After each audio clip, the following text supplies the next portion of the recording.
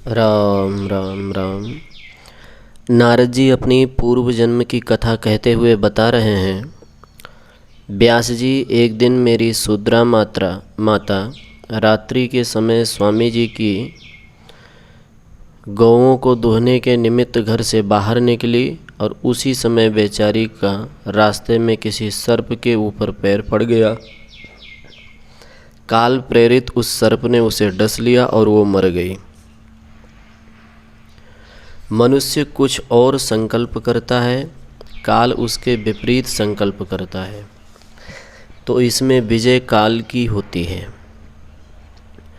क्योंकि काल का संकल्प अमोघ है। काल सदा घात में बैठा रहता है। हम असावधान भले ही हो जाएं, किंतु काल सदा सावधान रहता है। वह किसी की बात नहीं मानता, वह किसी का सील संकोच भी नहीं करता। उसने दया करना, क्षमा करना, आलस्य करना सीखा ही नहीं। वह एक क्षण भी नहीं रुकता, उसकी गति अव्याहत है। आप कितना भी बड़ा काम कर रहे हो या आपका कितना भी बड़ा काम पड़ा हो, कितनी भी मनोहर मनोरथ हो, वह आपकी एक भी नहीं सुनता, अपने समय से नहीं चूकता। व्यास जी की उत्सुकता नारद जी के पूर्व जन्म के वृतांत के श्रवण से बहुत बढ़ गई थी। उन्होंने बड़ी उत्सुकता के साथ नारद जी से पूछा, हाँ फिर क्या हुआ भगवान? वे महात्मा तो चले गए, बड़े निर्मोही थे। मुझे ऐसे लगता है उन्होंने आपके साथ अन्याय किया, किंतु यह भी कैसे कहूँ, यही उनके स्थान पर मैं होता तो मैं भी ऐसा ही करने को विवश हो जाता। हम दूसरों की स्थिति बिना समझे ही उन पर दोषारोपण करते हैं। हाँ तो बताइए, आपके ऊपर क्या क्या बीती, क्या हाल चाल रहा, कैसे आगे गाड़ी चली? फिर क्या शूद्र योनि का शरीर कहाँ छोड़ा आपने, कैसे छोड़ा? आपकी वो मोहमयी माता का क्या हुआ? उसका मनोरथ पूर्ण हुआ कि नहीं? आपका विवाह हुआ या नहीं हुआ? इन सब बातों को बताइए, मेरे संदेहों को मिटाइए, आगे का अपना पूर्व जन्म का वृतांत सुनाइए और यह भी समझाइए कि आपको यह इतनी पुरानी पूर्व जन्म की कहानी अब तक याद कैसे रही। हम लोग तो इसी जन्म की बहुत सी बात को भूल जाते हैं। इसी जन्म की क्या, कल रात्रि का देखा हुआ स्वप्न तक याद नहीं रहता। व्यास जी के प्रश्नों को सुनकर नारद जी हंसे और बोले, व्यास जी, भगवान स्मृति के सामने कोई बात असंभव नहीं रह जाती। भगवान के भजन से सभी संभव हो सकता है। भगवान की कोई भी इच्छा ऐसी शेष नहीं रह जाती भगवान के भक्त की, जिसे भगवान पूरी न कर दें।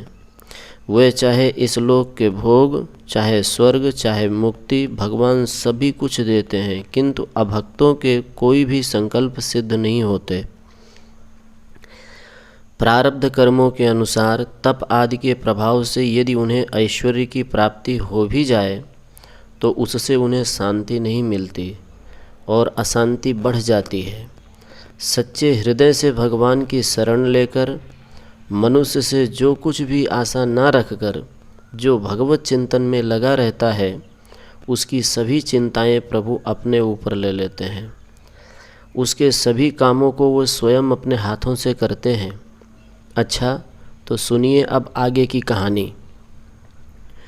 वे ज्ञानोपदेश करने वाले कृपालु संत तो चले गए, अब अपने राम रह गए। मैं और मेरी माता एक घर में पास रहते हुए भी हम दोनों विचारों से एक दूसरे से बहुत दूर थे। एक तो वह मेरी माँ कुछ पढ़ी लिखी भी नहीं थी, दूसरे अन्य के अधीन थी, तीसरे परिवार की दासी थी और फिर वो स्त्री ही ठहरी। व्यास जी बोले, क्यों महाराज, स्त्रियां भजन नहीं करती हैं क्या? नारद जी ने कहा, ऐसी बात नहीं है, स्त्रियों में भी बहुत सी भक्ता और भजन परायणा हुई हैं। उनमें संसारी आसक्ति, बेटा बहू की ममता, पुरुषों की अपेक्षा अधिक होती है। फिर मैं तो अपनी माँ का इकलौता ही बेटा था। अभी देखने में सुंदर मुनमुना सा केवल बच्चा था। वह मुझे बड़े ही प्यार से उठा लेती, गोदी में बिठा लेती, मुँह चूमते चूमते मेरे मुँह को लाल बना देती। मेरा बेटा, मेरा मुन्ना, मेरा सुग्गा और न जाने क्या क्या वो कहती। मुझे ये मोह विष के समान प्रतीत होता, किंतु करूं क्या। मेरी गति माँ ही थी, माँ का आधार ही मैं था। अंधे लूले के समान हम एक दूसरे से अनिच्छापूर्वक बंधे हुए थे। मुझे बस एक ही चिंता थी कि इस माता रूपी मोह जाल से छूटकर कब स्वच्छंदता से विचरण करूं, किंतु कुछ करने में समर्थ नहीं था। एक तो मैं बालक था, 5 वर्ष की मेरी अवस्था थी। मुझे यह भी पता नहीं था किधर जाना होगा, किस किस जगह जाना होगा, किस दिशा में कौन सा देश है, किधर अरण्य है, कहाँ जाने से साधु संग मिलेगा। इसी चिंता में मेरा शरीर सूखने लगा। मुझे घर अच्छा नहीं लगता था। रोटी खाकर गंगा किनारे उसी बगीचे में जा बैठता। उन संतों की वे सब स्मृतियाँ मेरे हृदय पटल पर नाचने लगतीं। यहाँ कीर्तन होता था, यहाँ सेवा पूजा थी, यहाँ महाराज जी की कुटिया थी, यहाँ भगवान का प्रसाद बनता था, यहाँ गौएं बैठती थी, यहाँ कथा होती थी। कितनी चहल पहल रहती थी उन दिनों। काल की कैसी कुटिल गति है, अब पता नहीं वे संत किस देश को अलंकृत कर रहे होंगे। अब वहाँ धूमधाम मची होगी। यहाँ की सब श्री उठकर वहाँ चली गई। वे महापुरुष उत्सव रूप थे। जहाँ वे जाते हैं वहीं उत्सव हो जाता है। नित्य उत्सव तीर्थ स्वरूप हैं। व्यास जी इस प्रकार उन संतों की स्मृति से भी मेरे अंतःकरण में सुख का संचार होने लगा। उनकी स्मृति भी सुखद प्रतीत होने लगी। यही नहीं, इस स्मृति में मिलन से एक अपूर्व ही मीठे मीठे दर्द के समान विचित्र अनिर्वचनीय सुख था। वहाँ बैठकर मैं तन्मय होकर श्री कृष्ण गोविंद हरे मुरारे, हे नाथ नारायण वासुदेव, इस मंगलमय मधुर मंत्र का लय के साथ कीर्तन करता। मुझे प्रतीत होता था दिशाएं मेरे स्वर में स्वर मिलाकर मेरे मंत्र का अनुसरण कर रही हैं। आकाश ताल दे रहा है, वायु स्वर आलाप रहा है, प्रकृति नृत्य कर रही है और स्वर्गीय देवता जय जयकार कर रहे हैं। जब संकीर्तन से निवृत्त होता तो ध्यान करता। अंधेरा होने लगता तो घर आता। घर आते ही माँ पूछती, बेटा अब तक कहाँ था? जंगल में इतनी रात्रि तक बेटा नहीं रहते हैं, रीछ बाघ आते हैं, सवेरे ही लौट आया कर, जल्दी लौट आया कर, तू वहाँ अकेला क्या करता रहता है। मैं कह देता, माँ मेरा मन यहाँ नहीं लगता, गंगा किनारे जाता हूँ, पके पके बेर तोड़कर खाता हूँ, वहीं खेलता रहता हूँ, गंगा किनारे मुझे बड़ा अच्छा लगता है। उसे तो मेरी प्रसन्नता अभीष्ट थी। जब उसे मालूम हुआ कि मेरा बच्चा बेर खाता है, इसका मन लगता है, तो वो फिर कुछ भी नहीं बोलती। इतना ही कह देती कि दिन छिपे से पहले ही लौट आया कर। वह मुझे बहुत ठाट बाट से रखती थी।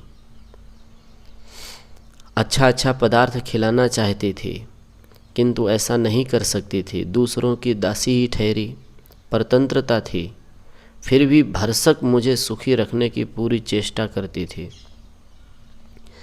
भगवान तो भक्तों के सभी मनोरथों को पूर्ण करने वाले हैं। उन्होंने मेरी भी इच्छा पूर्ण की। एक दिन सायंकाल को अपने स्वामी की गौ दोहने के लिए दोहनी लेकर मेरी माँ गौशाला में गई। कृष्ण पक्ष था, सूर्य अस्त हो चुके थे, कुछ झुटपुटा सा हो रहा था। अंधेरे में उसे दिखाई तो दिया नहीं। वहाँ एक काला भुजंग फन उठाए पड़ा था। मेरी माँ का उसके ऊपर पैर पड़ गया। ज्यों ही उसका पैर पड़ा त्यों ही उसे गुदगुदी सी कोई वस्तु प्रतीत हुई। उसने चट से पैर उठाना चाहा ही था कि क्रुद्ध सर्प ने फुफकारते हुए पट से पैर में काट लिया। माता कटे केले की भांति व्याकुल होकर खट से पृथ्वी पर गिर पड़ी और उसके प्राण पखेरु झट से परलोक के लिए पलायन कर गए। केवल माँ का निर्जीव शरीर ही पड़ा रह गया। मैं तो उस समय उसी बगीचे में बैठा ध्यान कर रहा था। हल्ला करते हुए लड़कों ने आकर मेरा ध्यान भंग किया और हाँफते हुए आकर कहने लगे, अरे हरी, तू यार यहाँ बैठा है, तेरी तो महतारी मर गई। मैंने जोर देकर पूछा, क्या कहा, सचमुच मर गई? लड़कों ने बात पर बल देते हुए कहा, नहीं तो क्या हम झूठ बोलते हैं? तू जाकर अभी देख ले, वही गौशाला में पड़ी है। काले सांप ने उसे डस लिया। मैंने संतोष की सांस ली, भगवान को बार बार धन्यवाद दिया। फोड़ा फूट गया, पीर गई, अब ना रहा बांस, ना बजेगी बांसुरी। माया मोह की श्याम सुंदर ने स्वयं ही हरण कर लिया। लड़कों के साथ मैं गौशाला में गया। वहाँ माँ मरी हुई पड़ी थी। उसके सभी मनोरथ विफल हो गए। उसे डर था कि मैं कहीं उसे छोड़कर चला न जाऊं। मेरे जाने के पहले वो मुझे सदा के लिए छोड़कर चली गई। मैं रोया नहीं, आंसू नहीं बहाया। लड़कों ने कहा, तेरा हृदय बड़ा पत्थर का है रे, तेरी माँ मर गई और तू रोया तक नहीं। मैंने कहा, भाई इसमें रोने की क्या बात है, मेरी माँ मरी थोड़ी ही है, वो तो स्वर्ग को गई है। यहाँ तो उसे दिन भर काम करना पड़ता था, वहाँ सुख से रहेगी। भैया तुम एक काम करो, इसे घर ले चलो। लड़कों के लिए ये नया खेल हो गया। किसी ने पैर पकड़े, किसी ने सिर पकड़ा, किसी ने बाल पकड़े, सब उसे खींचते घसीटते घर ले आए। और 10-5 आदमी भी आकर मेरे साथ सहानुभूति प्रकट करने लगे। कुछ लोगों ने कहा कि अब रात्रि में तो क्या होगा, प्रातः इसे शमशान में जलाने को ले चलेंगे। मैंने ये कहा कि मेरी माँ शमशान में नहीं जलेगी, उसे ये घर बहुत प्रिय था, मैं तो इसी में इसे जलाऊंगा। लोगों ने लड़कपन समझा। हमारे स्वामी ने मुझसे घर चलने को कहा, मैं नहीं गया। मैंने कहा, मैं तो माँ का दाह संस्कार करके ही कहीं जाऊंगा। सब लोग अपने अपने घर चले गए। मैं कहीं से 4-5 ओपले ले आया, आग मांग लाया, फूस लेकर आग जलाई और छप्पर में दे दी और कहा, माँ अब तू अपने घर में रह, मैं अपने घर जा रहा हूँ। ये कहकर मैं बगीचे में गंगा किनारे चला गया। मन कहता था चल, मैं पूछता कहाँ चलना है। इसका वो कुछ उत्तर नहीं देता है। मैं बिना सोचे समझे ही अलक्षित मार्ग की ओर चल पड़ा। अनुमान से वो उत्तर दिशा थी। मेरा कोई निर्दिष्ट लक्ष्य नहीं था, कोई निश्चित गंतव्य स्थान नहीं था। कहाँ जा रहा हूँ इसका कोई निर्णय नहीं। मन कहता था चला चल। मैं आंखें मूंदे चला जा रहा था। कुछ नींद सी आने लगी। एक गहन वृक्ष के नीचे मैं पड़ गया, किंतु नैनों में नींद कहाँ, वैसे ही पड़ा रहा। जब अरुणोदय का समय हुआ, वृक्षों पर अपने घोंसलों में बैठे पक्षी कलरव करने लगे, तब मैं उठ पड़ा और फिर चल दिया। बड़ा मनोरम था वह देश। कभी तो अहीरों के गांव के बाहर झोपड़े आ जाते, पास में ही उनकी गौशालाएं होती, जिनमें हजारों लाखों गौएं बैठी जुगाली कर रही थीं। कहीं उनके बच्चे किलोल कर रहे थे, कहीं दूध दुहा जा रहा था, कहीं दही मथा जा रहा था, मक्खन तपाकर कहीं घी बनाया जा रहा था, कहीं कुछ लड़के बैठे मट्ठा पी रहे थे। मैं रुका नहीं, चलता ही गया। कभी छोटे छोटे ग्राम दिखाई देते, जिनके बाहर गोबर की कंडियों के बड़े बड़े बिठौरे खड़े थे। कहीं भूसे की भुर्जियाँ खड़ी हुई थीं, कहीं कुओं पर स्त्रियाँ पानी भर रही थीं। स्त्रियाँ मुझे देखती और आपस में कहने लगतीं, पता नहीं ये किसका बच्चा भटक गया है, इसके कोई साथ भी नहीं है। कोई बड़ी बूढ़ी बुलाकर प्यार से पूछती, बेटा किसका लड़का है, कहाँ जा रहा है, तेरे साथी कहाँ बिछुड़ गए। मैं कुछ भी नहीं कहता, आगे चल देता। कोई बड़ा सा नगर मिलता जिसमें 15-20 दुकानें भी होती। कोई बड़ा भारी राजधानी दिखाई देती जिसमें राजा के महल, बाग बगीचे, फुलवारी, सड़कें, स्वच्छ सुंदर रमणीक मार्ग बने हुए दिखाई देते थे। शुभ्र स्वच्छ वस्त्र पहने नागरिक नर नारी इधर से उधर जाते हुए दिख पड़ते। बहुत से नदियों में स्नान करते हुए दिखते। बहुत से देव मंदिरों में पूजा करते हुए दृष्टिगोचर होते।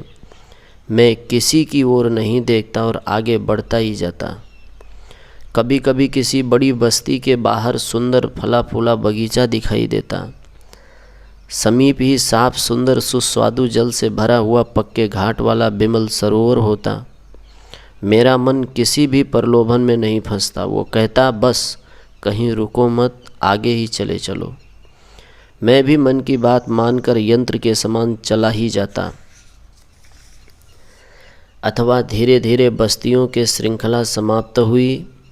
अब आगे इतना गहन वन के लक्षण दिखाई देने लगे। मैंने उस गहन वन में प्रवेश किया। वहाँ इतना सघन था वो वन, कहीं कहीं तो मुझे झुककर किसी झाड़ी के भीतर से जाना पड़ता। बड़े बड़े बांसों के वृक्ष थे जो एक दूसरे से वायु के द्वारा हिलाए जाने पर रगड़ खा रहे थे। कहीं सरकंडों के पेड़ थे तो कहीं कटीली कुसाएं भी मेरे कोमल पैरों में गड़कर पीड़ा पहुंचा रही थीं। कांटेदार बहुत से सघन और पंक्ति की पंक्ति पेड़ खड़े थे। उनका कोई क्रम नहीं था। किसी ने उन्हें नापकर श्रेणीबद्ध नहीं लगाया था। वो इतना सघन था कि साधारण साहस के पुरुष का उसमें प्रवेश करना अत्यंत कठिन था। मनुष्य के तो उसमें दर्शन ही दुर्लभ थे। जंगली और विषैले जानवर का ही वो वहाँ प्राबल्य था। कभी सामने के सर से सांप निकल जाता, कहीं पास ही डंक उठाए बड़े बड़े विष वाले बिच्छू विचरण करते, कहीं सियार रो रहे थे, कहीं उदबिलाव भाग रहे थे, कहीं उल्लू घूं घूं कर रहे थे। कभी सिंह की गर्जना सुनाई देती, कभी पास ही चिंगाड़ता हुआ हाथी दिखाई देता, कहीं चीते की खोह दिखाई देती, कहीं रीछ दोनों हाथों को उठाए किसी पेड़ से फल खाता हुआ दिखाई देता। अब मुझे कुछ कुछ भय सा प्रतीत होने लगा। चारों ओर दृष्टि उठाकर देखूं तो जंगल ही जंगल दिखाई दे। कहीं बस्ती का नाम नहीं, ना मनुष्य, ना मनुष्य की परछाई। पैरों ने भी अब जवाब दे दिया। इंद्रियां भी सभी शिथिल पड़ गईं। भूख प्यास ने भी आकर के अपना राग आलापना आरंभ किया। पेट कुलबुलाने लगा। उसमें चूहे से फुदकते प्रतीत हुए। प्यास से कंठ भी सूखा जा रहा था। चारों ओर दृष्टि डालूं तो पेड़ों के अतिरिक्त कुछ नहीं दिखाई देता। तब मैं एक पेड़ पर चढ़ गया। ऊपर से मैंने देखा पास में ही एक नदी का तट है। मुझे बड़ी प्रसन्नता हुई। पेड़ में उतरकर मैं उसी ओर बढ़ा। थोड़े ही समय में मैं सरिता के समीप पहुंच गया। उस नदी का जल कितना स्वच्छ, इतना सुंदर, निर्मल और शीतल था, उसकी व्यास जी मैं प्रशंसा नहीं कर सकता। यूँ कह लीजिए कि उस समय मैं बहुत थका, भूखा प्यासा, पानी की ही प्रतीक्षा में था। भूख प्यास में ही अन्न जल का यथार्थ स्वाद आता है। नदी में ही कुंड सा था। नदी बहुत बड़ी नहीं थी, किंतु पहाड़ी होने से बड़ी वेगवती थी। मैंने घुसकर उसमें स्नान किया। स्नान करते ही शरीर फूल की तरह हल्का हो गया। सभी श्रम और ग्लानि मिट गई। चित्त में प्रसन्नता आ गई। इंद्रियां सभी स्वस्थ हुईं। मैंने खूब भरपेट पानी पिया। उस पानी में मुझे अमृत के समान स्वाद प्रतीत हुआ। पानी के पीते ही भूख प्यास सभी भाग गई। पास में एक अत्यंत ही घना पीपल का पेड़ था, उसके नीचे मैं आसन मारकर बैठ गया। अब मुझे उन्हीं मुनि ने जो ध्यान की स्मृति बताई थी वो आ गई। हृदय माँ के मरने से आर्द्र हो गया था। अरण्य को देखकर वैराग्य बढ़ गया था। मैं उसी प्रकार प्रेम पूर्वक श्रद्धा के साथ भागवत ध्यान में प्रवृत्त हुआ। इतना कहते कहते नारद जी का गला भर आया और वे चुप हो गए। इस पर थोड़ी देर ठहरकर व्यास जी ने पूछा, हाँ भगवान, फिर क्या हुआ? आपने तो मेरी उत्सुकता आवश्यकता से अधिक बढ़ा दी। नारद जी ने अपने बहते हुए प्रेमाश्रुओं को पूछा, कमंडल के जल से अवसान किया और फिर कहने लगे, व्यास जी, आगे की बात कहने की नहीं, अनुभव की है, उसे मैं आपके सन्मुख कहूँगा, थोड़ा मुझे ध्यान कर लेने दीजिए। इतना कहकर नारद जी नेत्र बंद करके ध्यान में मग्न हो गए। एक बार जिसने जिस वस्तु का रसास्वादन कर लिया है उसका स्मरण आते ही उसके रस का चित्र अंकित हो जाता है। स्मरण आते ही उसके रस का अनुभव मन में होने लगता है। अंतःकरण उसकी स्पर्श का अनुभव करने लगता है। संसारी सुखों की स्मृति तो साधन वैराग्य द्वारा किसी तरह भुलाई भी जा सकती है, किंतु अनिर्वचनीय सुख को जहाँ जाकर मन आनंद के सागर में मग्न हो जाता है, गोता लगाने लगता है, उसे भुलाना असंभव है, आवश्यकता भी नहीं, क्योंकि वही तो एकमात्र रमणीय वस्तु है। नारद जी को पूर्व जन्म में जिस प्रकार भगवान में भगवत कृपा का साक्षात्कार हुआ, जिस प्रकार उनके शुद्ध अंतःकरण में परम प्रेमास्पद प्रभु का प्रादुर्भाव हुआ, उसी की स्मृति मात्र से ही उनका हृदय भर आया। शरीर रोमांचित हो गया। कंठ गदगद होने से आगे कुछ कह नहीं सके। नेत्रों में अश्रुओं की बाढ़ सी आ गई। अश्रु पोंछकर फिर उन्होंने ध्यान किया। उस रस का ध्यानावस्था में पुनः आस्वादन किया। ध्यान के अनंतर फिर बड़े कष्ट से उन्होंने ऊपरी वृत्ति को बाहर की ओर किया। बाह्य वृत्ति होने पर भी चित्त का कुछ भाग उसी आनंद में विभोर हो रहा था।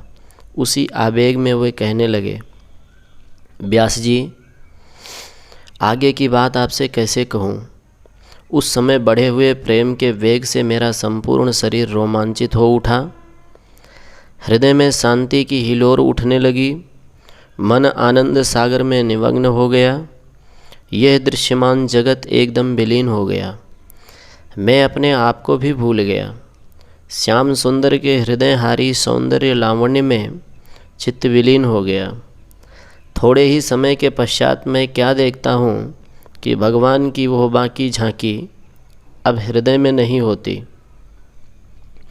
सहसा वो छटा आकाश में बिजली की भांति विलीन हो गई। आनंद सागर में से उछलकर चित्त चिंता के पंख में फंस गया। सर्वस्व गमाए हुए व्यापारी की भांति व्याकुल होकर मन इधर उधर भटकने लगा। जिस संसार को भूल गया था उसके पुनः प्रादुर्भाव होने लगा। मैं जलहीन मछली की भांति तड़फने लगा। फिर सावधान होकर आसन बांधकर बैठा, नेत्रों को बंद किया, पुनः ध्यान किया, किंतु वह सुखद शांति, वह कमनीय कांति अब कहाँ। उससे मेरी उत्कंठा और भी बढ़ी।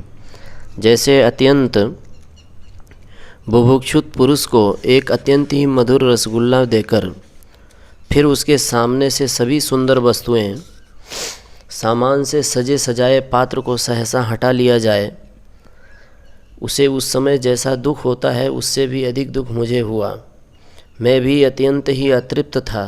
जो रूप मेरी तृप्ति कर सकता था वो क्षण भर में ही विलीन हो गया। मैं जब बार बार प्रयत्न करने पर भी उसे पुनः प्राप्त नहीं कर सका, उसी दुख से दुखी होकर रोने लगा।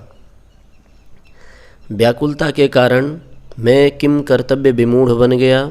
क्या करूं, कहाँ जाऊं, किससे पूछूं, कौन मेरे दुख को मिटावेगा, कौन मुझे पुनः उस सुख की प्राप्ति का मार्ग बतावेगा। यह सब सोच ही रहा था कि मुझे एक गंभीर वाणी सुनाई दी। मैं चौंक कर चारों ओर नेत्र फैलाकर देखने लगा कि यह वाणी कहाँ से आती है, कौन कहता है, कहने वाला कैसा है, कहाँ है, किससे कह रहा है। उस वाणी को आकाश से ही आते देखकर और उसके कहने वाले को ना देखकर मैं समझ गया ये अशरीरी आकाशवाणी ही है और मेरे ही उद्देश्य से कही जा रही है। आकाशवाणी ने कहा, बच्चा, अब तुम्हारा प्रयत्न सफल नहीं होगा। अब तुम्हें मेरे पुनः इस रूप में इस शरीर से दर्शन होने दुर्लभ हैं। मैंने हाथ जोड़कर कहा, जिसने मेरे ऊपर इतनी कृपा की है वह देववाणी मुझे ये भी बतावे कि मुझे इस शरीर में अब ऐसे दर्शन क्यों नहीं होंगे। आकाशवाणी ने कहा कि अभी तुम्हारे मन के कसाय दूर नहीं हुए, अभी संयम की अपेक्षा है, अभी साधन की कमी है और अधिक अभ्यास से हर समय दर्शन हुआ करेंगे। जिसकी संपूर्ण वासनाएं पूर्णतः शांत नहीं हो जाती उन कुयोगियों को मेरा दर्शन अत्यंत ही दुर्लभ है। हाथ जोड़े हुए मैंने फिर कहा, तब फिर एक बार ये दर्शन क्यों हुआ? मैं तो सर्वथा साधनहीन, मतिमलीन, हीन कुल में उत्पन्न बालक हूँ। मुझे ये देव दुर्लभ सुख एक बार क्यों मिला? आकाशवाणी ने कहा, यह दर्शन तुम्हारी उत्कंठा को बढ़ाने के लिए हुआ। तुम्हारी इच्छा को बलवती बनाने को ही तुम्हारे अंतःकरण में मैं प्रादुर्भाव हुआ। दीर्घ काल तक तुमने श्रद्धा से साधु सेवा की है, उसी के परिणाम स्वरूप तुम्हारा अंतःकरण शुद्ध हुआ है। उसी से तुम्हें मेरे दर्शन का यह एक बार सुख प्राप्त हुआ है। अब जब तुम इस अधम शरीर को त्याग कर फिर दिव्य शरीर प्राप्त करोगे तो तुम्हें पुनः ऐसा सुयोग प्राप्त होगा। मैं आकाशवाणी से पूछा, मैं फिर जो माया जाल में ना फंस जाऊंगा? मैं फिर से तो माया जाल में नहीं फंस जाऊंगा। मुझे पुनः इस अलौकिक रूप की विस्मृति तो नहीं हो जाएगी? आकाशवाणी ने कहा, मुझ में लगी तुम्हारी बुद्धि कभी नष्ट नहीं होगी। अब तुम कभी संसारी चक्कर में नहीं फंस सकते। माया तुम्हारा कुछ भी नहीं बिगाड़ सकती। अगले जन्म में तुम मेरे अत्यंत प्रिय पार्षद निजजन होंगे। मेरे अभिन्न रूप में ही मेरा दूसरा अवतार स्वरूप ही माने जाओगे और पूर्व जन्म की ये सब स्मृतियाँ तुम्हें ज्यों की त्यों बनी रहेंगी। यह नभवाणी क्या थी? अव्यक्त रूप से भगवान वासुदेव ही बोल रहे थे। मेरे ऊपर कृपा करके वे मुझे आगे का कर्तव्य सुझा रहे थे। हरि के नाम और गुणों में मेरी उत्कंठा बढ़ा रहे थे। काल के भय से मुझे निर्भय बना रहे थे। शरीर को प्रारब्ध पर छोड़ दो ये पाठ पढ़ा रहे थे। मुझे मन से प्रसन्नता हुई। उस महान से महान भूमा पुरुष को जो दिखाई नहीं देते थे किंतु उनकी सत्ता वहाँ विद्यमान थी, उन सर्वत्र व्यापक अच्युत को श्रद्धा भक्ति से मैंने प्रणाम किया। अब तो मुझे निश्चय हो गया कि इस शरीर से भगवान के अब उस प्रकार के दर्शन दुर्लभ हैं। अब दूसरे जन्म में भगवत कृपा का परम पात्र बन सकूँगा। अतः प्रारब्ध को भोगता हुआ शरीर पात की प्रतीक्षा करने लगा। मनुष्य को तभी तक भय रहता है जब तक वो मरने से डरता है। जिसने मृत्यु को अवश्यंभावी समझकर उसके भय का परित्याग कर दिया, जिसने अपने सिर को हथेली पर रख लिया है, जिसे जीने का व्यर्थ मोह नहीं है, वह मृत्यु से नहीं डरने वाला, हर समय उसके लिए तैयार बैठा रहने वाला पुरुष संसार में सब कुछ कर सकता है। सो व्यास जी, अब मुझे शरीर का मोह तो रहा नहीं। यही नहीं, यह शरीर मुझे भार सा प्रतीत होने लगा। भगवत दर्शन में अंतराय दिखाई देने लगा। मैं मृत्यु की प्रतीक्षा करने लगा, कब काल आवे और कब मैं उसका स्वागत सत्कार करके उसके कंठ में जयमाला पहनाऊं और उसके साथ ही साथ उसके निर्दिष्ट लोक में जाऊं। काल की शंका निवृत्त हो गई। जीवन का एकमात्र कर्तव्य परम मधुर भगवान के नाम का गान करना, उनकी दिव्य ललित लीलाओं का चिंतन करना और उनके परम मधुरमय आनंदमय लोकोत्तर गुणों का स्मरण करना ही रह गया। इस बात का निश्चय हो गया कि अब तो मद मत्सर से शून्य, प्रसन्न चित्त तथा निष्प्रिय होकर पृथ्वी पर इधर से उधर भ्रमण करने लगा। मैंने संसारी लोक लाज को तिलांजलि दे दी। परमार्थ साधन में संसारी लोग हमें क्या कहेंगे, हमारे इस भजन पूजन को देखकर हंसेंगे, इस प्रकार की लज्जा होना बड़ा भारी विघ्न है। संसारी लोग तो अपने व्यवहार में निर्लज्ज होकर लगे रहते हैं। वे इन क्षुद्र सुखों के पीछे सच्चिदानंद स्वरूप श्री हरि को सदा भूले रहते हैं। सौंदर्य माधुर्य के एकमात्र स्थान भगवान वासुदेव की उपेक्षा करके इन ईंट पत्थर चमकती हुई पृथ्वी का विकारभूत इन धातुओं और मांस मज्जा के इन पिंडों के पीछे सर्वांतर्यामी जगतपति विश्वनाथ को भूल जाना, इन विषयों के लिए भांति भांति के छल कपट धूर्ता करना, झूठ सच व्यवहार करना, क्या ये लज्जा की बात नहीं है? जब वे भगवान से भी लज्जा नहीं करते तो हम परमार्थ साधन के पथिक इन क्षुद्र संसारी लोगों के संकोच से अपने सुखद साधन के करने में क्यों संकुचित हों? हमें निर्भय होकर अपने प्राण वल्लभ को रिझाना चाहिए। अपना साधन अपने प्रेम के लिए करना चाहिए, ना कि किसी को दिखाने और बताने के लिए।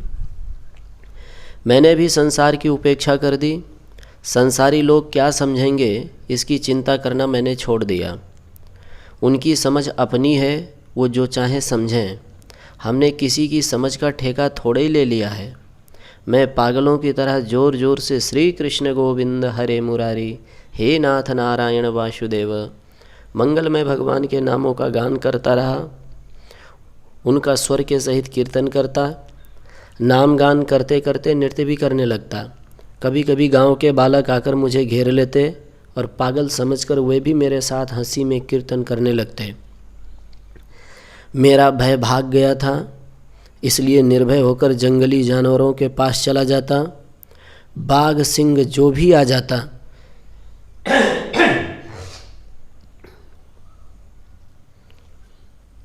उसके मुख में अपना हाथ देता, वो सूंघ कर चला जाता, कुछ भी नहीं बोलता। रीछ भालू दिखाई देता तो मैं उसके बाल पकड़ लेता, उसकी पीठ पर चढ़ जाता, उनके दोनों आगे के हाथों को पकड़कर नाम गायन करता हुआ उनके साथ नाचने लगता। वो कुछ भी नहीं बोलता। इससे हे महाभाग व्यास जी, मुझे निश्चय हो गया कि मनुष्य मृत्यु से व्यर्थ ही डरता है। जब तक मृत्यु का समय नहीं, तब तक लाख प्रयत्न करने पर भी मृत्यु नहीं आ सकती। जिस क्षण समय पूरा हो जाएगा, उस क्षण करोड़ों प्रयत्न करने पर भी काल से कोई बचा नहीं सकता। हम चाहें जाने या नहीं जाने, किंतु मृत्यु का समय निश्चित है। वो उसी समय आ जाती है और अप्रमत्त होकर प्राणी को पकड़ ले जाती है। मेरी मृत्यु का अभी समय नहीं था, इसलिए व्याघ्र, सरभ, सूकर, रीछ, भालू कोई भी मुझसे नहीं बोलता। इस प्रकार नाम गान करता हुआ मैं पृथ्वी की प्रदक्षिणा करने लगा। जिसने जन्म धारण किया है उसकी मृत्यु अवश्यंभावी है। उसे कोई टाल नहीं सकता, अन्यथा नहीं कर सकता। प्रारब्ध की समाप्ति तक यह शरीर अवश्य रहेगा। प्रारब्ध का अंत होते ही ये निष्प्राण हो जाएगा। समय आने पर मेरे शरीर का प्रारब्ध समाप्त हुआ। जैसे आकाश में बिजली चमक कर विलीन हो जाती है, जैसे कल के दुर्बल वृक्ष बाढ़ आते ही उसमें बह जाते हैं, उसी प्रकार मृत्यु ने आकर मेरे शरीर में से प्राण पृथक कर दिया। उस मानुषी शरीर को त्याग कर मैं ब्रह्मा जी के श्वास के साथ उनके शरीर में घुसकर उनके साथ ही शेष शैया पर शयन करते हुए सर्वेश्वर के साथ में सो गया। व्यास जी ने कहा, महाराज ये क्या कह दिया? ब्रह्मा जी कहाँ, शेष शैया, हरि कहाँ, आप कहाँ, कैसे आप उनके शरीर में प्रवेश कर गए?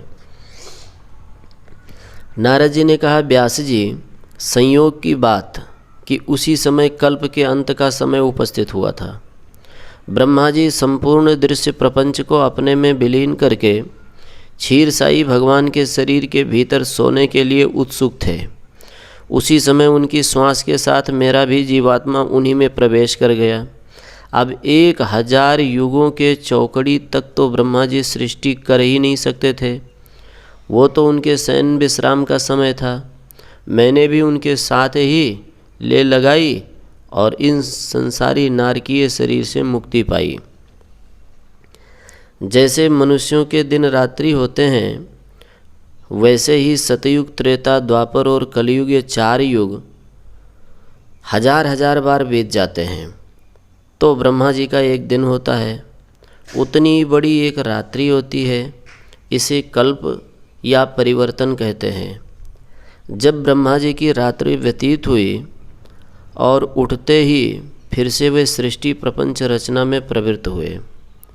उनकी इंद्रियों से मानसिक संकल्प के द्वारा मरीचि, अत्रि, अंगिरा आदि बहुत से पुत्र उत्पन्न हुए। उसी समय उनकी गोदी में से मैं भी उत्पन्न हो गया। हम लोगों से पूर्व हमारे 4 बड़े भाई सनक, सनंदन, सनातन, सनत कुमार ये भी उत्पन्न हुए। उन्होंने लोक पितामह ब्रह्मा के कहने पर भी सृष्टि रचना में योग नहीं दिया। उनसे पीछे जो ऋषि हुए उन्होंने प्रजा सृजन रूपी कार्य किया, इसी से वे सब प्रजापति कहलाए। मैं भी सृष्टि रचना के झंझट में नहीं पड़ा। मैंने भी अपने पूर्वजों के पथ का अनुसरण किया। उन जगत प्रभु महाविष्णु भगवान वासुदेव की कृपा से मैं अखंड ब्रह्मचर्य व्रत का पालन करता हूँ। भगवान ने प्रसन्न होकर मुझसे कहा, नारद तुम क्या चाहते हो? तुम कौन सी बात अधिक रुचिकर है? तुम्हें कौन सी बात अच्छी लगती है?